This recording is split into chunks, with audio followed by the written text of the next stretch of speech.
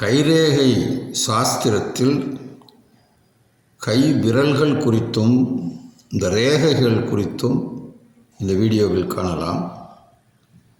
இந்த சுட்டு விரல்ன்றது ரேகை சாஸ்திரத்தில் குரு விரல் அப்படின்னு சொல்லப்படுது.